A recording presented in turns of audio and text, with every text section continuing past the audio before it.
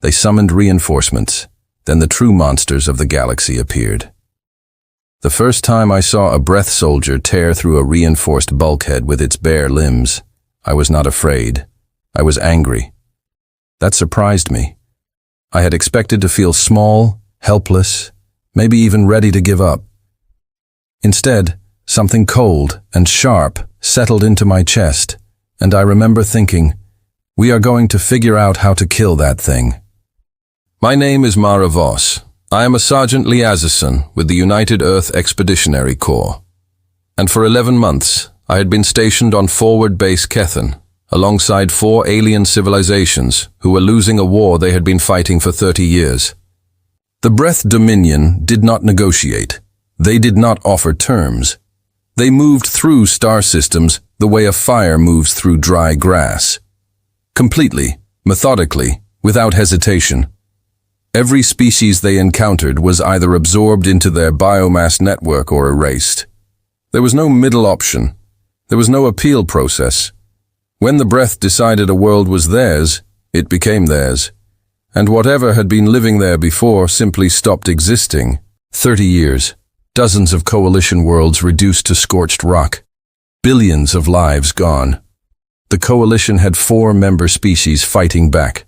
The Kathith were tall and gray and communicated in harmonics that sounded like wind chimes in a storm. They were brilliant strategists, coldly logical, and had been fighting the Breath longer than any other species. The Duran were stocky and dense-boned, built for high-gravity worlds, and their engineering capabilities were legendary. Their ships were works of art that could survive nearly anything. The Pel were small, quick, and operated in worked consciousness clusters, meaning a single Pel soldier was essentially a node in a living computer. And the Suri were ancient and slow and terrifying in their own way, their biology so resilient that they could survive vacuum exposure for nearly an hour. And then there were us humans brought in 11 months ago as what the Coalition politely called auxiliary support units, and what the KE privately called something that translated as the soft ones who bleed too fast. They were not wrong. Technically, humans are fragile by galactic standards. We do not have the K's superior processing speed. We do not have the Duran structural density. We cannot link minds like the Pel. And we certainly cannot survive open space like the Suri. What we have is stubbornness, improvisation, and a deeply inconvenient refusal to accept that a situation is hopeless. For 11 months I had watched the Coalition treat us like expensive, slightly unreliable equipment. We were assigned the worst positions, the most exposed flanks, the corridors deemed too costly to hold with more valuable troops. We held them anyway. The Coalition took note of that, the way you take note of a tool that works better than expected, but they never quite adjusted how they thought about us. I had tried not to take it personally. I had tried to focus on the mission. But the morning of the Breath approach on Keth 9, when Admiral Vosan of the K-3rd Fleet told me with complete calm that human units had been designated rear guard, I felt that cold, sharp thing in my chest again. Rear guard. That was the word they used. What it meant was, hold the line while we retreat. Hold it long enough for the valuable people to get out. You are not the valuable people. Understood, I said. Because what else do you say? The base was enormous, a converted asteroid that had been hollowed out and rebuilt over decades into a command hub and supply depot for the entire sector. 40,000 personnel, coalition, and human alike. Weapons platforms on every surface, point defense grids, energy shielding, enough firepower to crack a small moon. The Breath Dominion was bringing 500 ships. I walked the outer corridors after the briefing, watching the Coalition troops move with the particular urgency of people who knew they were preparing to leave. The KE moved in their smooth, synchronized way. The Duran worked in silence, their broad faces set and still. The Pel flickered through shared micro-expressions too fast to follow. Their cluster consciousness already working through scenarios I would never fully understand. None of them met my eyes. I found Corporal Owen Gill in the Eastern Armory, checking equipment with the focused intensity he always brought to tasks. He wanted to avoid thinking beyond. Owen was 24 and had grown up in northern England and had a habit of humming old folk songs when he was nervous. He was humming when I walked in. "How bad?" he asked without looking up. "Bad," I said. "Right." He kept working. "You send the burst." 3 hours earlier, I had sent an encrypted emergency request to Earth Command. Maximum priority, every resource available. The message was simple. The breath are coming in strength. "The coalition is withdrawing. Human units are holding the rear. We need reinforcements now. Sent it." I said, "No response yet." Owen nodded. He picked up his sidearm, checked the charge, holstered it. "You know what I keep thinking about?" he said. "What?" "Those old films. The ones where the cavalry arrives at the last minute." He finally looked at me. His eyes were steady and a little tired and entirely unafraid. "You think Earth sends us cavalry?" I thought about what Earth had available. I thought about the ships I had seen in the Deep Fleet registers. I thought about the programs that were not officially programs, and the units that were not officially units, and the things that Earth had been quietly building for a very long time while the galaxy decided we were not worth worrying about. "I think," I said carefully, "that if Earth sends anything, it will not look like what you're imagining." Owen tilted his head. "Is that good or bad?" I did not answer because I genuinely was not sure. The breath arrived 6 hours later. The first wave hit the outer sensor nets like a wall of teeth, and every alarm on the base began to scream at once, and I ran toward my station, thinking about cavalry, and wondering whether we had 48 hours or 12. We did not have 48. From my post on the secondary command deck, I watched the KE Admiral give the withdrawal order with the same calm precision with which he ordered lunch. Smooth, quiet, final coalition units began pulling back from the outer rings. The base started its systematic abandonment sector by sector, every action choreographed and efficient. And in the eastern corridor, Owen Gill and 63 other human soldiers moved forward to fill the space the coalition was leaving. I keyed my cal. "Owen, already moving, Sergeant. Hold as long as you can. Copy that." A pause and then the sound of him starting to hum again. Low and steady and completely ridiculous. "We'll be all right, Mara." He always called me Mara when he was trying to make me feel better. I had never told him that it worked. I stared at the tactical display and watched the breath advance like a red tide. And I waited for an answer from Earth. "And I thought we had better be all right because I do not know what we do if we are not." The answer came 4 hours later, not in words. In a sensor reading that made 3 separate KE analysts checked their equipment twice before accepting what they were seeing. Something was coming through the outer jump point. A lot of somethings. The coalition fleet was already halfway out the door. Admiral Vosan paused mid-withdrawal, turned to his display and went very, very still. I leaned over the sensor console and looked at the incoming readings. I read the class designations. I read the numbers. I looked at the identification codes, the ones that meant these ships had never been shown to a non-human government. Not once. Not in the entire time humanity had been part of the coalition. My hands were steady. My voice was steady. But something in my chest felt like it was slowly opening up, like a door that had been bolted shut for a very long time. "Admiral," I said quietly, "those are ours." Vosan looked at me. In 30 years of war, his face had been trained into stillness, but something moved behind his large silver eyes. Something I had never seen there before. It took me a moment to recognize it. In a kef, the expression was subtle, but it was unmistakable once you knew what you were looking at. He was afraid, not of the breath, of what had just come through the jump point. I turned back to the display, and I allowed myself just for a moment to feel exactly the same thing Owen had been humming about in the armory. The cavalry had come. It just looked nothing like what anyone had expected. The ships were wrong. That was the first thing every coalition officer said when they finally stopped checking their senses and accepted that what they were seeing was real. The KE analysts used a more technical term, structurally non-standard, but it meant the same thing. The ships were wrong. A Duran warship was a cathedral, all sweeping curves and layered armor. Its design the result of 4 centuries of iterative perfection. A Keth vessel was a razor, lean, precise, every surface angled for minimum resistance and maximum lethality. The Pell flew in clusters, their ships almost organic in the way they moved together, each unit an extension of the shared mind piloting them all. The ships that had come through the jump point looked like they had been built by someone who expected to get hit repeatedly by a lot of different things, and who had decided that surviving that was more important than looking good doing it. They were asymmetrical. They were dense. They were covered in redundant systems.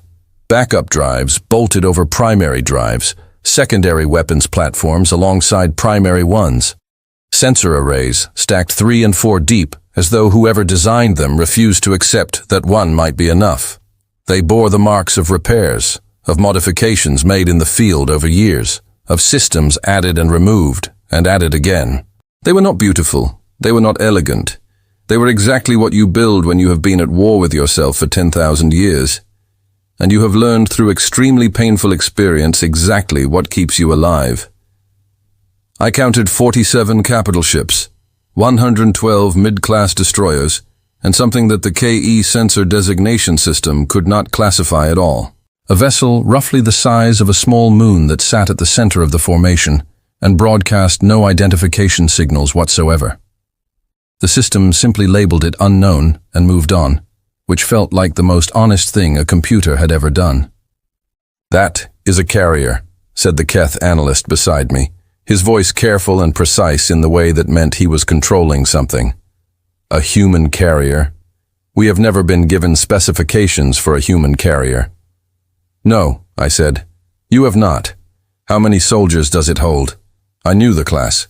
I had seen the classified briefings that most Earth liaisons were not cleared for. "Approximately 80,000, I said. The analyst's harmonics shifted. The sound was low and involuntary, the Keth equivalent of a sharp intake of breath. "That is larger than our entire standing army for this sector." "Yes," I said. He turned and looked at me with his large, unreadable silver eyes. "You have been here for 11 months, he said, "holding flanks we assigned you, taking casualties we considered acceptable." "Yes. And you had this." I held his gaze. "We had this," I said. There was a long silence on the display. The human fleet was moving into formation around the base with the particular efficiency of ships that had done this before. Not practiced efficiency, but real efficiency. The kind that comes from having actually needed to do this under fire.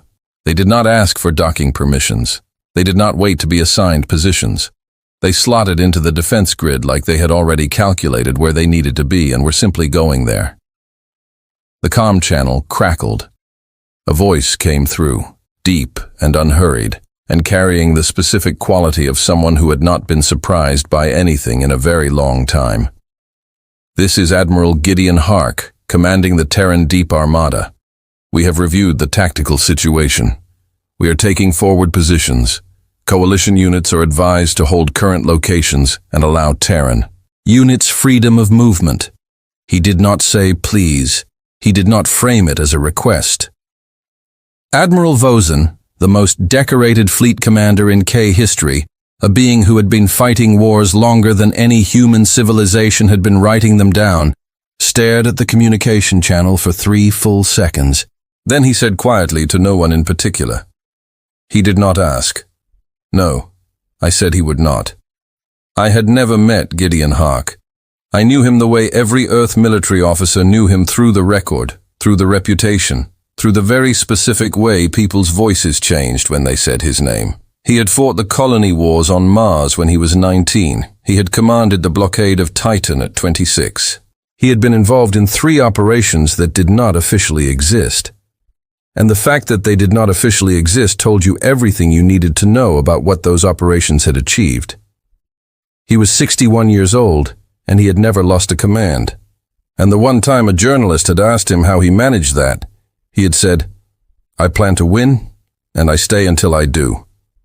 The journalist had printed that as though it was a simple answer. It was not a simple answer.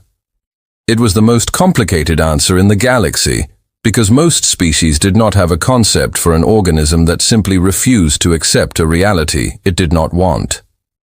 I watched his ship dock at the primary berth, the one reserved for coalition admirals, without requesting it, and I felt a smile pull at my mouth for the first time in 11 months. He came with people. This was the second thing that unsettled the coalition. They had expected soldiers. The Duran engineers reviewed the manifest and identified the weapon systems readily enough. Kinetic launchers, thermal dispersal units, chemical agent delivery platforms. Primitive by coalition standards. The Duran general who reviewed the list made a sound of polite professional disappointment before one of his aides pointed out that kinetic launchers worked against every known material in the galaxy and could not be countered by energy shielding. The general went quiet after that and looked at the list again more carefully. But the soldiers were not what unsettled them. It was everything else. There were medics, but not the kind the coalition deployed. Coalition field surgeons operated within strict protocols, with full equipment in clean environments. The humans who came off those ships had kits that contained tools the KE medical officers called improvised, which was a diplomatic way of saying built from whatever was available. One of the human medics, a young woman named Cara Liston from somewhere in Scotland, showed a KE medical officer her field kit with the earnest enthusiasm of someone who did not know she was supposed to be embarrassed by it. The KE officer stared at the contents. "You use this for surgery," he said. "When we have to," Cara said cheerfully. There were engineers and they frightened the Duran, which was genuinely remarkable because the Duran did not frighten easily. Within 2 hours of boarding, a team of 6 human engineers had reviewed the base's primary reactor configuration and suggested 14 modifications that the Duran's own engineers who had built the reactor had not considered. Not because the modifications were beyond Duran capability, because they were slightly insane. 2 of the suggestions violated standard safety protocols in ways that made the Duran chief engineer's eye twitch. But when he ran the numbers, he found that both modifications would increase output by 30%, and that the safety violation margin was within acceptable human parameters, which he noted with visible discomfort seemed to be significantly wider than his own. And then there was Irregular Warfare Group 7.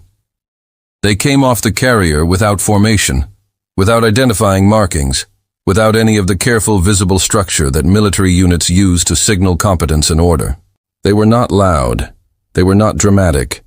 They simply walked through the base, the way water moves through a landscape naturally, without announcing itself, finding the low places and the gaps and the useful angles, with an ease that suggested they had done it 1,000 times before.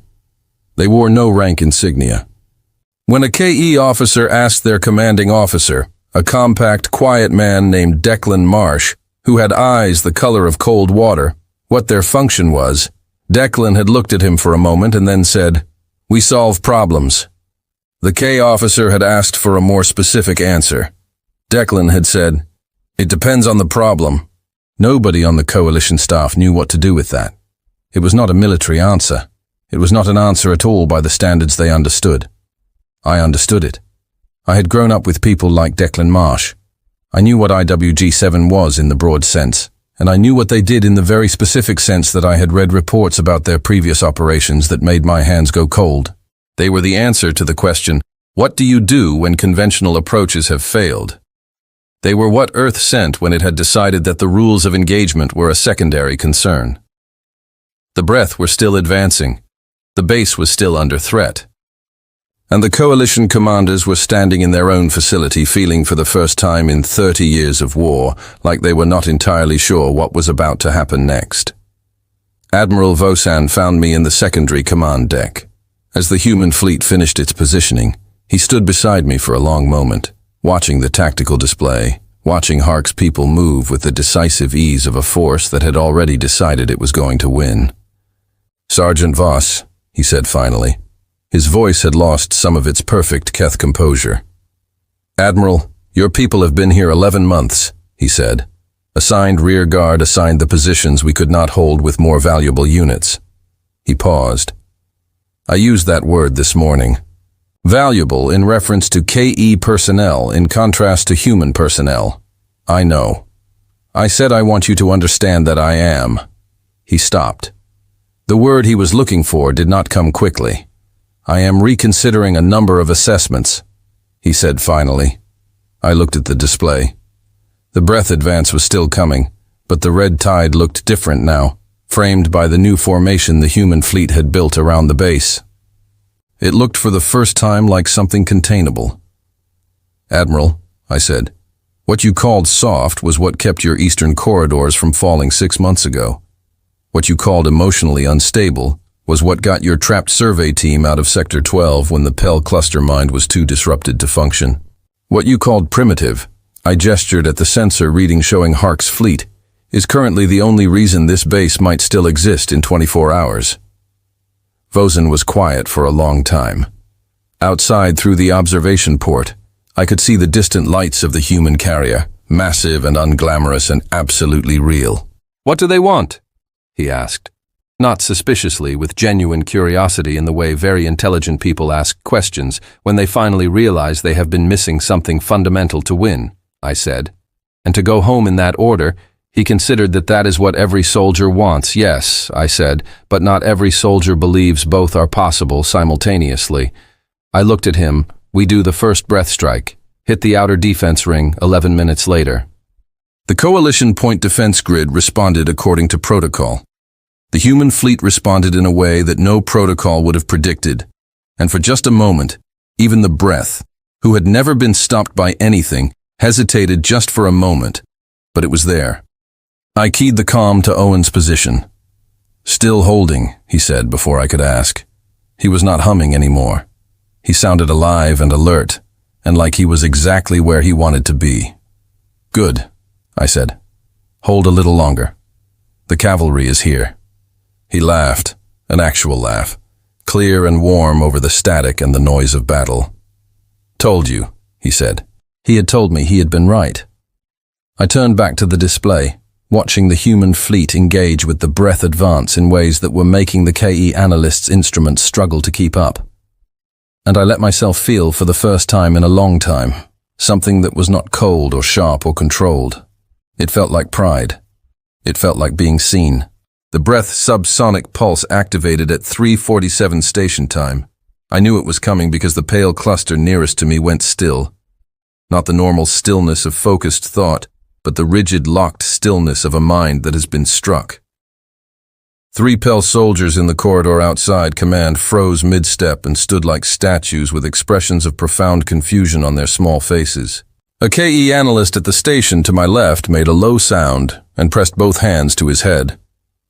One of the Duran engineers, a large, steady man named Gorvis, who had not shown emotion in 11 months, sat down heavily on the floor and stared at nothing.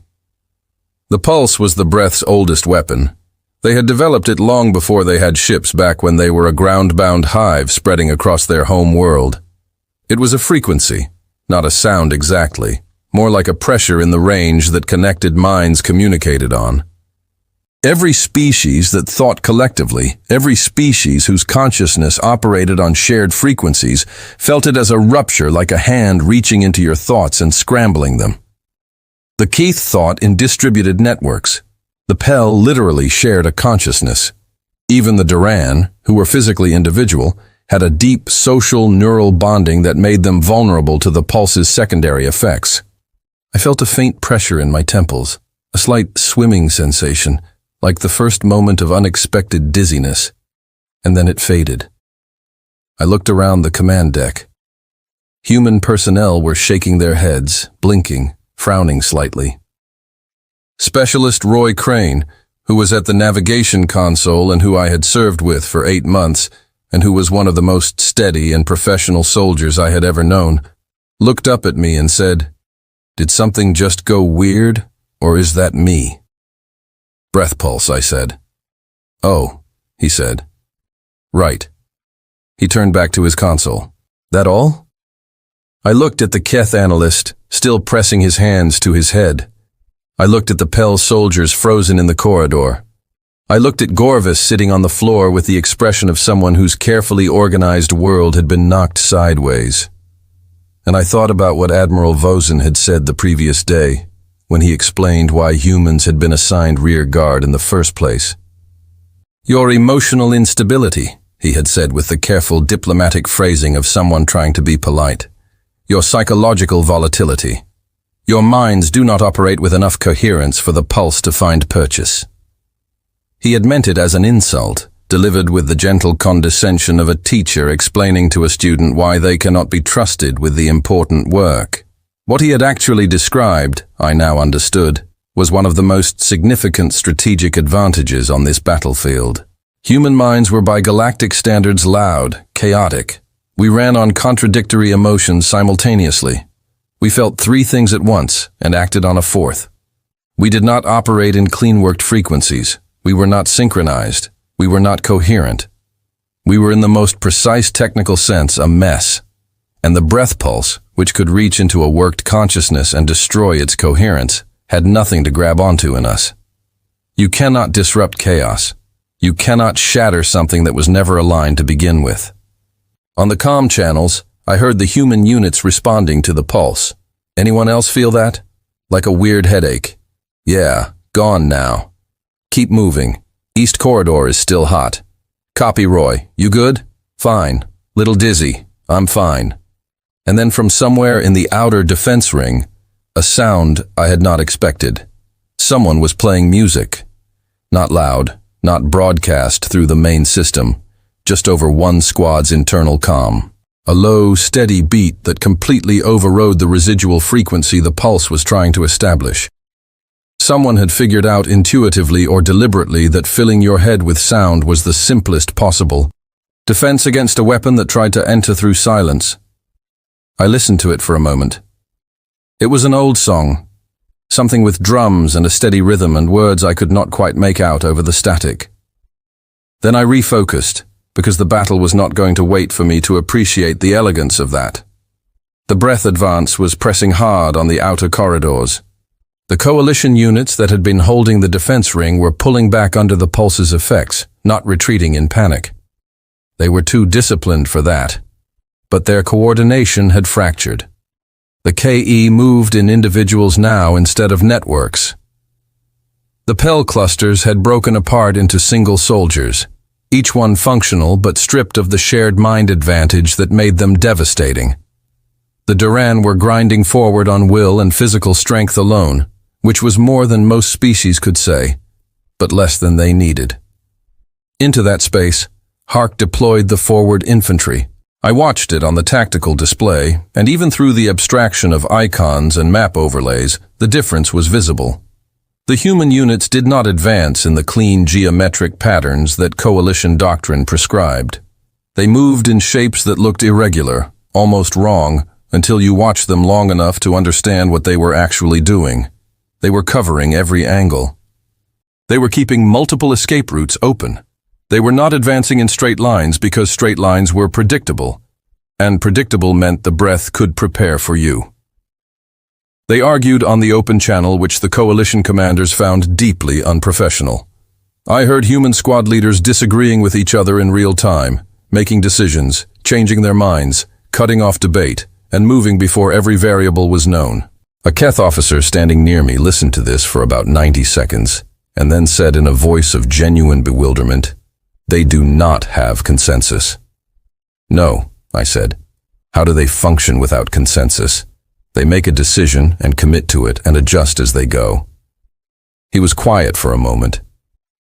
"That is very inefficient or very fast," I said, "depending on whether you have time to reach consensus. We did not have time." The breath advance was moving faster than coalition tactical models had projected because the models had been built on the assumption that the pulse would degrade coordination in the rear guard. The pulse had not degraded human coordination.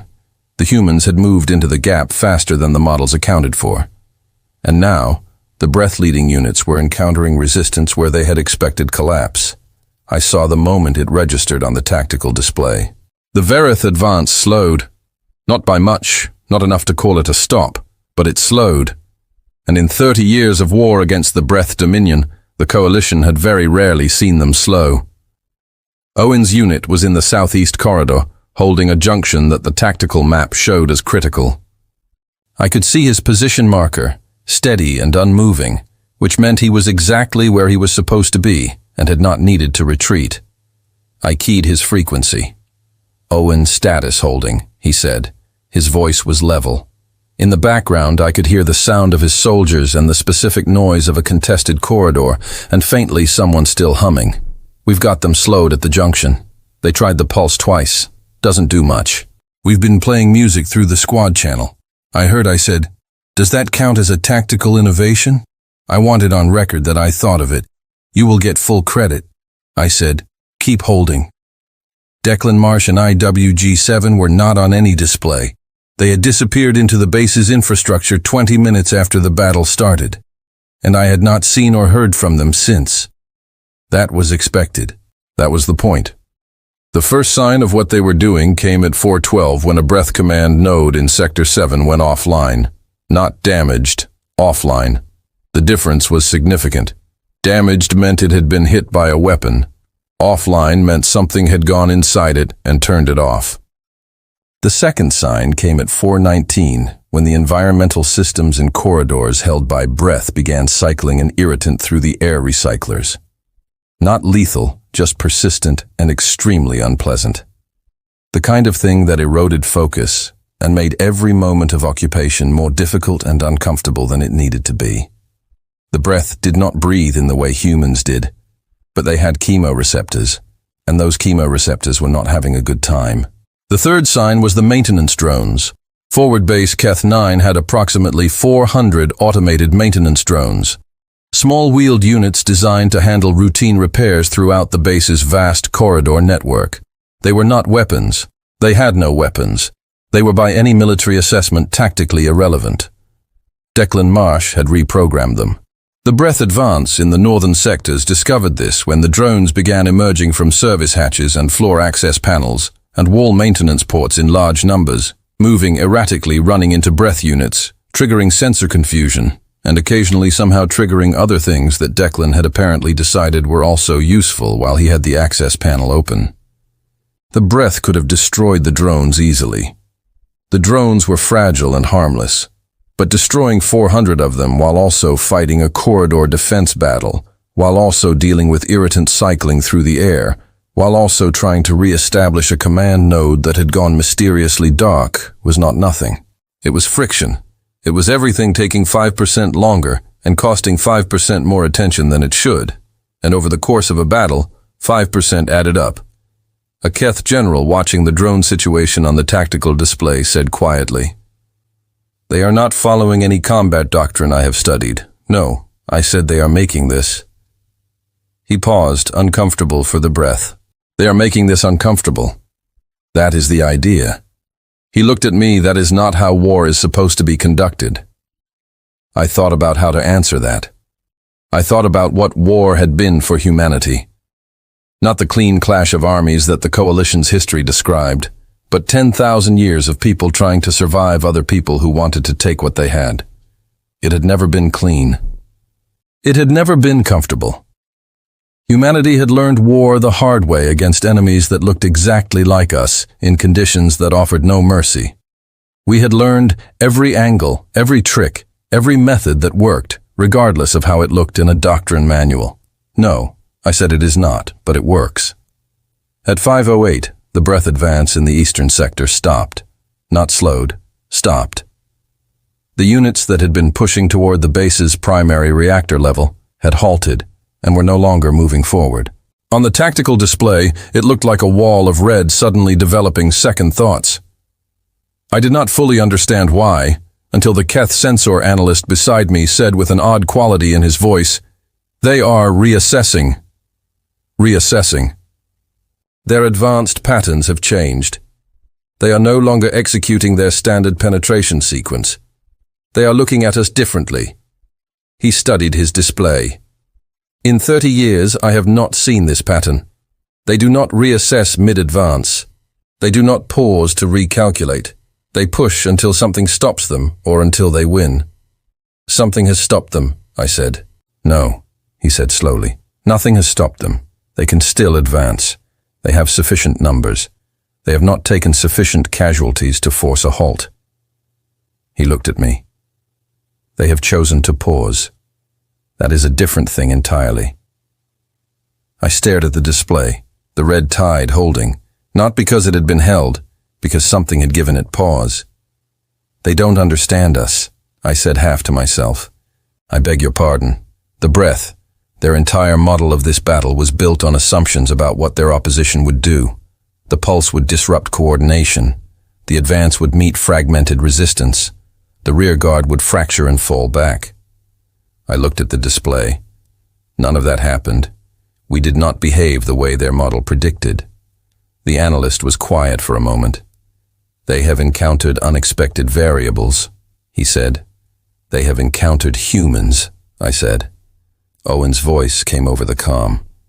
Sergeant, movement in the northern junction has stopped. What is happening? Hold your position, I said. Holding. It's quiet, though. That's worse. He was right. Quiet meant thinking. And the breath thinking was something none of us had a model for because the breath had never needed to think before. They had never needed to stop and reassess because nothing had ever given them reason to. I pulled up the communication channel to Hark's ship. His aide answered immediately. Admiral Hark Voss here, Coalition Liaison. There was a pause, not a long one, a working pause. And then his voice, that same unhurried, deep quality. Voss, the breath have paused in the eastern and northern sectors. Not a retreat, a reassessment. I think they are trying to remodel their tactical approach. I know, he said. We have approximately 90 minutes before they adapt and push again. I want that time used for what? Declan's people are almost done with the command node situation. He said, when that's complete, I want the coalition units repositioned to take advantage of the new formation. They need to follow our guidance, not their own protocols. I thought of Vosen and his carefully controlled face and his precise K protocols, and the way he had said he was reconsidering a number of assessments. I will speak with Admiral Vosen, I said. Good. A pause.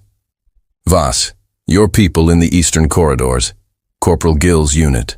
Yes. They have been holding that junction for 6 hours. Yes, sir. Tell them. Another pause, shorter. Tell them they are doing well. From Gideon Hark, who had never once in 30 years of reviewed record offered a compliment to anyone. That sentence landed with a weight that surprised me. I will tell them, I said.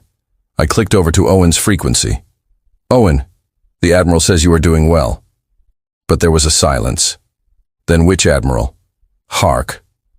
A longer silence. When Owen spoke again, his voice had something in it that I had not heard before. Something young and real, and underneath all the steadiness, genuinely moved. Right, he said. Yeah, okay. He cleared his throat. Tell him we'll hold. He knows, I said. Outside, through the command deck's observation port, I could see the distant surface of the base where the breath had been advancing and were now still. And beyond that, the lights of the human fleet, patient and massive, and entirely at home in this darkness, the breath were thinking. They were trying to understand what they had run into. That was the beginning of the end for them. Not because we were stronger or smarter or more advanced, because we were something the galaxy had never thought to model, something that did not behave like anything in their 30 years of conquest had prepared them for. The 90 minutes passed. The breath pushed again, and this time with coalition units repositioned, and IWG-7 finished with the command nodes with Owen's people still holding the eastern junction, and Roy Crane tracking every variable from the navigation console, and Kara Liston running triage at the field stations, and Declan Marsh somewhere in the walls doing things no one fully wanted to know about. This time the advance meant something it genuinely could not get through. Not because it was impossible, but because we refused to let it be possible. And in 30 years of war, that was the first time the Vreth Dominion had ever run into that particular problem. The fragment arrived at Coalition Command 4 days after the battle, carried in a sealed containment unit that required 3 different authorization codes to open and smelled. When opened, like burned copper, and something else that no one could name, it was approximately the size of a human torso.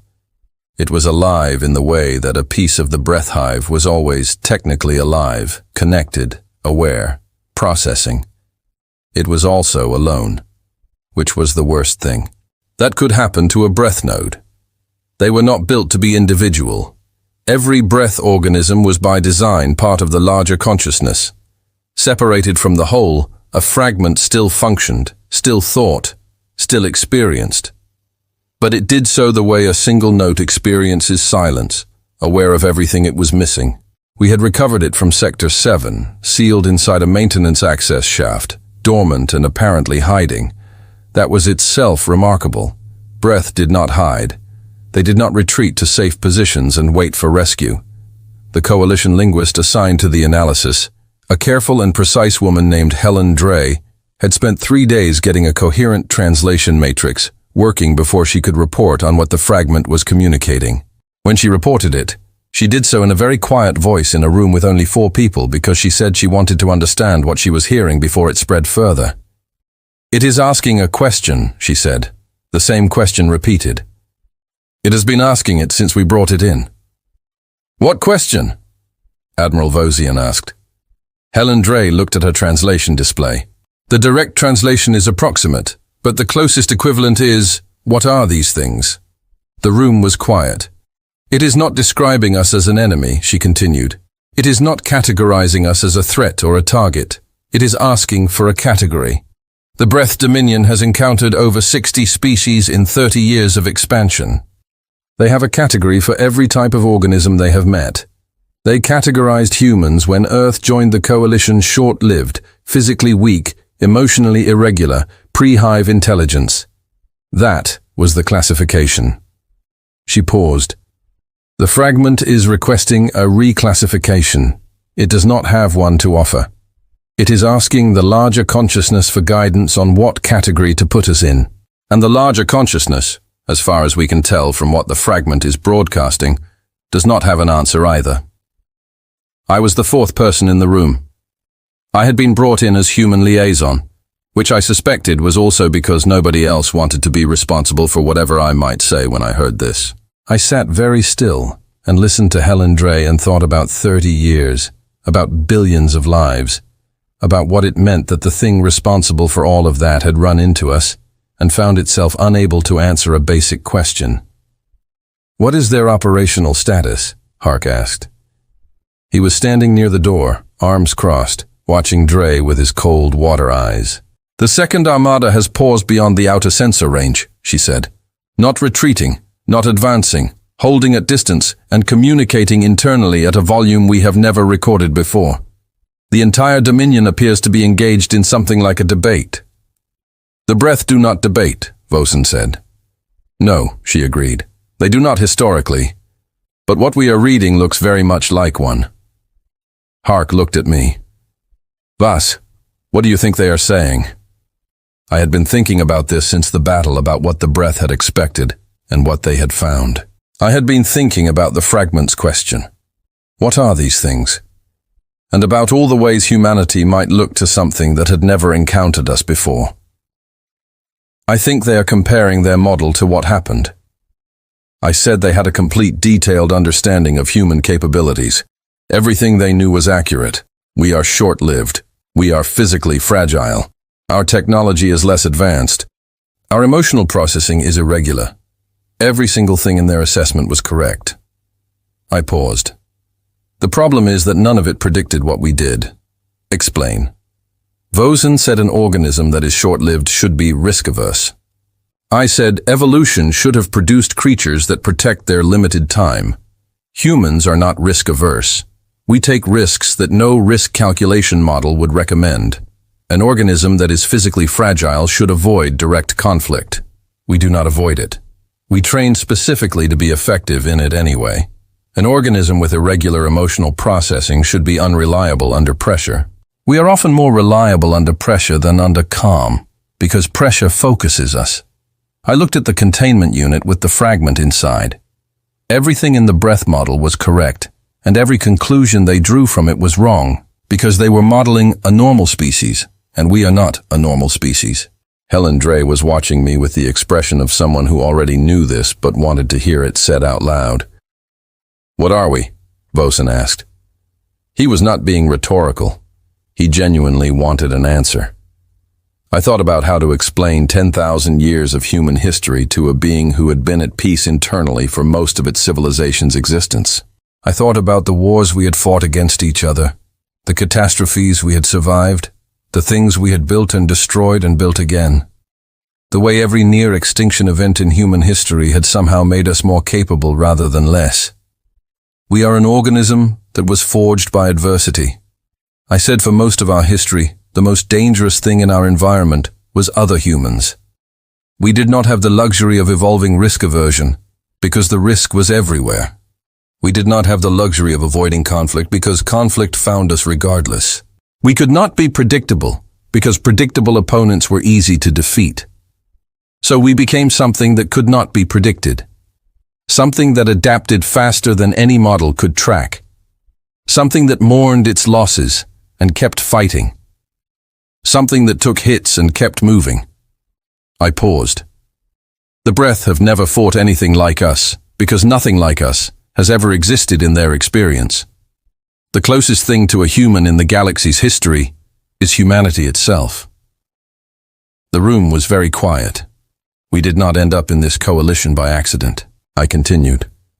We were brought in as auxiliaries because we were considered expendable, and for 11 months we held the positions you assigned us, and we learned your strategies, and we watched your war, and we waited. I looked at Hark. He was watching me with an expression that was almost nothing-controlled neutral, but his eyes were sharp and present. Earth has been building that fleet for 30 years since the moment we learned about the Breath. Not because we were asked to, not because anyone expected us to, because we saw a war and decided we were going to be ready for it. Vosen was quiet for a long moment. Then he said, "You knew when you were assigned auxiliary status that you were being underestimated." "Yes, and you allowed it. We waited." I said, "There is a difference." After the meeting, I walked the corridors of the base. It had been 3 days since the battle, and the place had the particular exhausted energy of somewhere that had survived something it was not certain it would survive. Repair crews working, medical staff rotating shifts, coalition soldiers and human soldiers in the same corridors, nodding at each other with the particular respect of people who had been in the same difficult place at the same time. Owen fell into step beside me without announcement the way he had done for 8 months, whenever he found me walking somewhere and decided I should not be walking there alone. "Heard the second armada is still out there.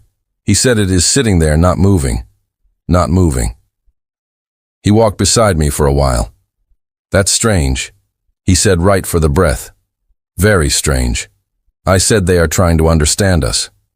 Will they eventually?" I thought about it. Maybe I said given enough time and data they are in their way intelligent. They will develop a new model.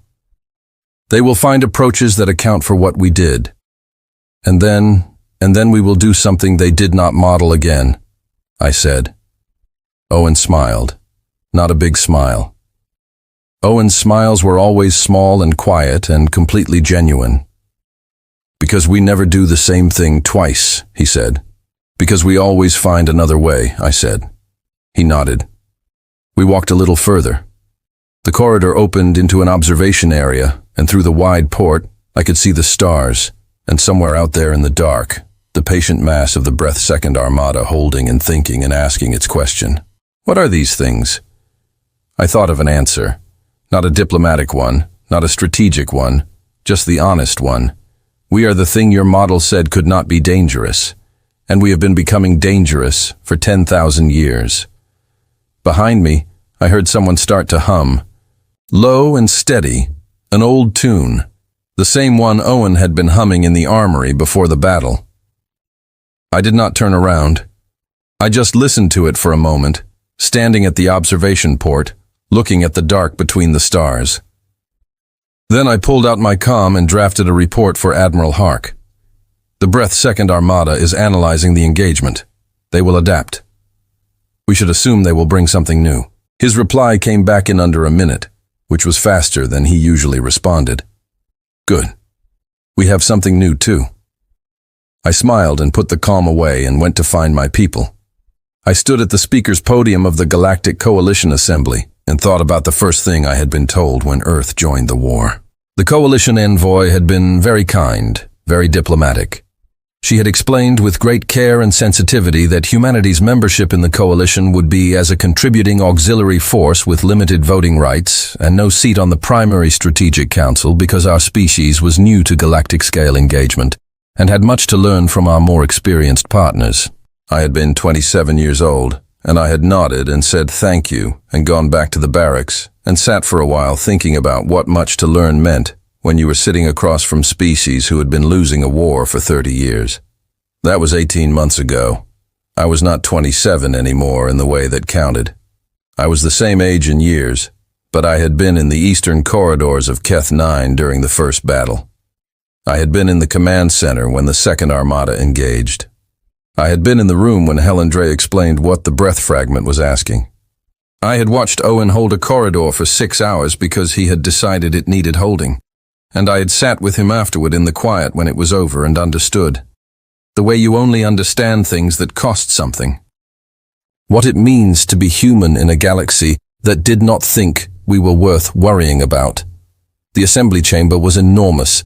The Coalition's 6-member species occupied their designated sections, and the chamber's acoustics translated everything into every language simultaneously, so my words would reach Keth harmonics and Duran subsonic registers, and the Pell's layered frequency bands all at once.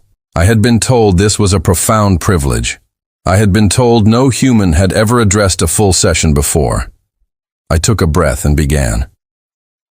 18 months ago, 4 human soldiers died holding Sector 12 on forward base Keth 9.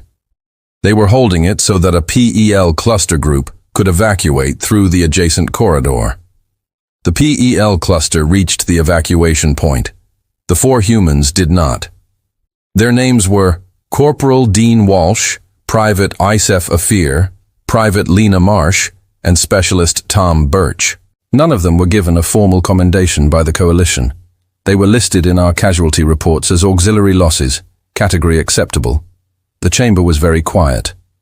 I had learned in the months since the battles that this was how the Coalition expressed something approaching discomfort in silence in the careful suspension of the normal background noise of an occupied space. I'm not standing here to make you feel guilty about that. I said I am standing here because you have asked humanity to take a formal seat at this table with full voting rights and strategic council membership. And before I accept on our behalf, I want to be clear about who you are accepting. I looked out at the assembled delegates, the KE, silver-eyed and still. The Duran, broad and dense in their gravity-adapted bodies. The Pell, their cluster groups flickering with the rapid shared micro-expressions that meant they were discussing something among themselves, even as they watched me. The Suri, ancient and massive, present in form, but barely registering the proceedings because their timescale was so different from everyone else's. And the newest members, 3 species who had joined the Coalition after the battles of Keth 9, who had watched the recordings and decided they wanted to be on the winning side of something for once. Humanity had made that possible, not by being the strongest or the smartest or the best equipped, by being the thing that did not stop. We are not the species you thought we were, I said. You thought we were auxiliary. You thought we were temporary. You thought we were useful for holding the positions that no one valuable could afford to lose because we were fragile and short-lived, and our emotional processing made us unpredictable and therefore untrustworthy for the important work. I paused and let that sit. You were right about all of it. I said, we are fragile. We are short-lived. We are emotionally complex in ways that do not always look like strength from the outside. And we are predictable in exactly the ways you identified. We will take the position no one else will hold. We will stay when others leave. We will adapt faster than our resources should allow and hit harder than our size should permit, and refuse to accept outcomes that our own calculations say are inevitable. I looked at the KE section. Admiral Vosen told me that what he called our emotional instability was the reason we were assigned rearguard positions. He was not wrong to see what he saw. He was wrong about what it meant. Vosen was in the Keth delegation. He was watching me with his silver eyes and his perfectly composed face and the very faint quality of something under it that I had learned to read as genuine attention. What the breath pulse does to a worked or synchronized consciousness is devastating because it finds the connections and breaks them.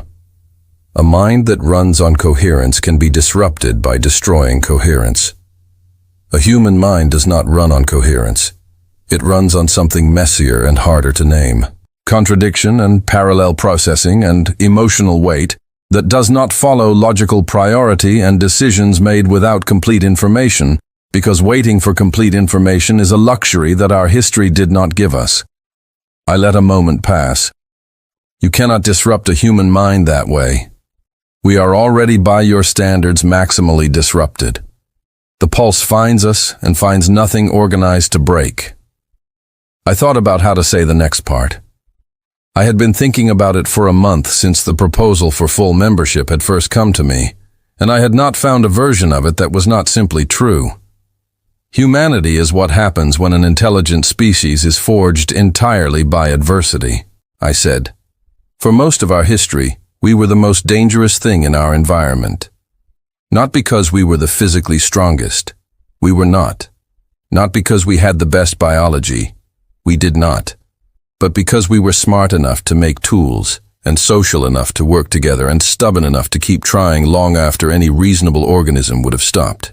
We fought each other for 10,000 years. We survived plagues and famines and catastrophes that should have ended us.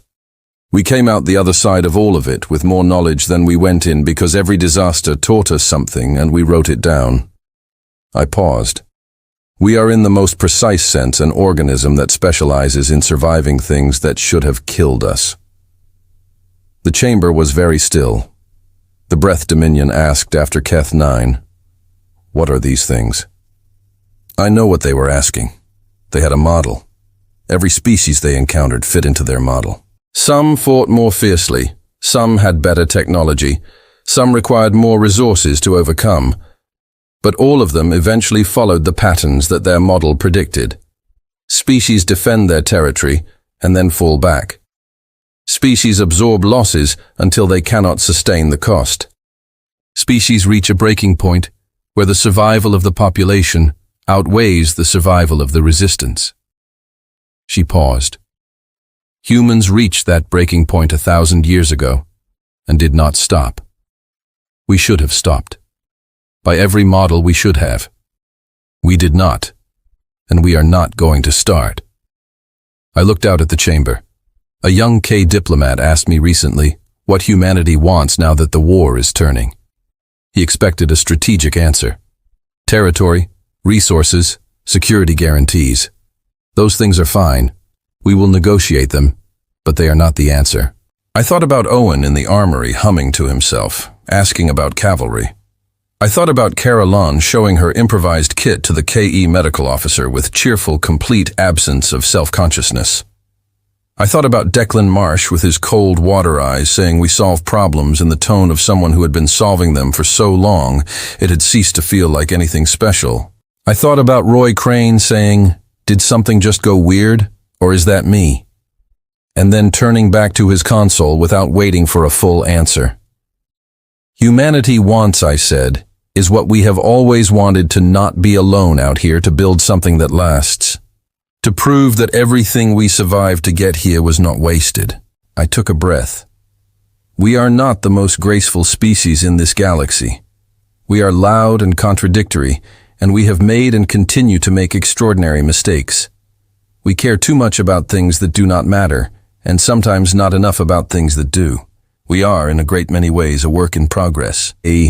I looked at the chamber, at Vosen and his silver eyes, at the Pell clusters flickering with their internal discussions, at the ancient Suri who had been watching this galaxy longer than most of the other species had existed. But we show up, I said. Every time we show up, and we hold the line and we find a way, and we write down what we learned, so the next ones can find a better way. That is what Dean Walsh and Esef Akafer and Lena Marsh and Tom Birch were doing in Sector 12. That is what Owen Gill was doing in the Eastern Corridor for 6 hours. That is what Gideon Hark does every time he puts his fleet between something terrible and the people it is coming for. The chamber was so quiet I could hear my own breathing. You summoned reinforcements, I said, and we came. And I know that what arrived did not look like what you expected. But this is what reinforcements look like when you call on a species that has been getting ready for exactly this, its entire existence. I straightened. We accept your offer of full membership in the Galactic Coalition, not because we need your validation, because we believe that the galaxy is better as a community than it is as a collection of isolated species waiting to be picked off one by something with a good model and bad assumptions about what it will encounter. I paused for the last time. We are in this together now, I said. All of us. And I will be honest with you about what that means. It means you have the most stubborn, difficult, contradictory, emotionally complicated allies in the known galaxy. It means we will argue with your strategies and improve your engineering and confuse your medical officers and occasionally do things that look absolutely insane until they work. I allowed the faintest edge of a smile. It also means that whatever comes next, you will not face it alone, and neither will we. The chamber was silent for 3 full seconds after I stopped speaking. Then the sound began. A layered, complex sound different from every species in the hall, but unmistakably the same thing. The Keth harmonics rising in a particular register that their linguists later confirmed was their equivalent of recognition. The Duran's low collective resonance that shook the floor slightly and meant approval. The Pell's rapid flickering reaching a synchronization point that meant the cluster had reached consensus. Even the Suri made a sound barely audible like a tectonic shift at the edge of hearing. I stood at the podium and let it wash over me. Owen was in the back of the hall. He had no official reason to be there, which had not stopped him from being there, which was the most human thing about him. I found him in the crowd. He was not clapping or making any sound at all. He was just watching me, and on his face was the same small, quiet, genuine smile he always had when something went right. I nodded at him. He nodded back.